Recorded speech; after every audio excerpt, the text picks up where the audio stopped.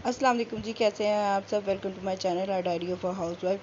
जैसा कि आप देख सकते हैं, यहाँ पे मैंने लंच डिनर की तैयारी कर ली है। यहाँ पे मैं बना रही हूँ आज अरवी और बैंगन का सालन। मैंने सब प्याज टमाटर सब चॉपिंग वगैरह करके रख लिया है, ताकि हम जब हमारी गैस आए तो जो है हम फ़ौरन से जो है अपनी हंडिया रख लें। तो प्लीज़ अगर आपको मेरी वीडियोस पसंद आती हैं तो मेरे चैनल को लाइक करिए, सब्सक्राइब कीजिए। यहाँ पे देखें, ऑयल गरम करके मैंने उसके अंदर अनियन डाल दिए हैं।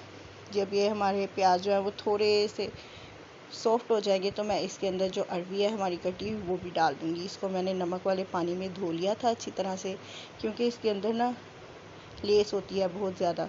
तो इसको जो है ना घी में फ्राई करना बहुत ज़रूरी होती है। जैसे भिंडियों को हम फ्राई करते हैं, उसकी लेस को ख़त्म करने के लिए, अरवी की लेस को ख़त्म करने के लिए भी प्याज के साथ मैं गर्म ऑयल में इसको थोड़ी देर के लिए फ्राई करूँगी, तो इसकी लेस जो है वो बिल्कुल ख़त्म हो जाएगी।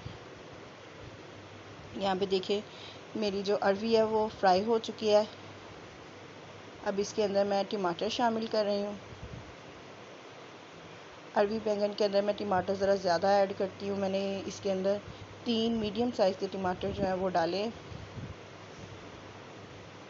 आलू बैंगन हो या बैंगन का कोई भी सालन हो, उसके अंदर जो है मैं टमाटर ज़्यादा ऐड करती हूँ। जब हमारे टमाटर जो है सॉफ्ट हो गए हैं तो मैंने इसमें स्पाइसेस डाल दिए हैं। वही स्पाइसेस जो आम स्पाइसेस हैं, मतलब रेड चिली पाउडर है, सॉल्ट है, कोरिएंडर पाउडर है, हल्दी है और थोड़ा सा गरम मसाला है।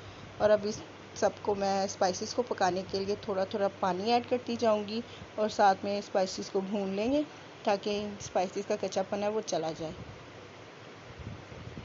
साथ साथ में हमारी अरवी पक रही है। और ये देखिए, हमारा जो है स्पाइसेस पक चुके हैं। पानी रिलीज़ कर दिया है, सॉरी ऑयल रिलीज़ कर दिया है स्पाइसेस ने। अब मैं इसके अंदर डाल रही हूँ मेरे बैंगन, जो कि मैंने ना लंबाई के साइज़ में काट लिए थे। और ये मेरे जो है बैंगन भी वो गोल वाले नहीं, ये लंबे वाले बैंगन हैं। अब मैं थोड़ी देर के लिए पानी डाल के बैंगनों को गलने के लिए रख दिया है। और यहाँ पे ये देखें, बैंगन भी मेरे गल चुके हैं और मेरी हंडिया बन के तैयार हो चुकी है। इसको जब ज़रूर मेरी रेसिपी को ट्राई कीजिएगा और फीडबैक दीजिएगा।